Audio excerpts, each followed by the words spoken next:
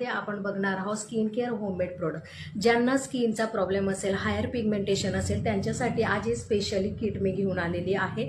हे face wash असतं. Face wash केल्यानंतर नाईट क्रीम यूज करायची आहे.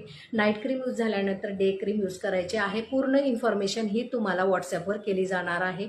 ज्यांना स्किन रिलेटेड काही प्रॉब्लेम असेल, जेंट्स असो किंवा लेडीज असो किंवा 15 ते 18 वर्षाची गर्ल असो, त्यांना सुद्धा हे आपले होममेड प्रोडक्ट यूज करायला मिळणार आहे. याच्यामध्ये कुठल्याही प्रकारचा साईड इफेक्ट नसतो. प्युअर हे होममेड प्रोडक्ट असणार आहे.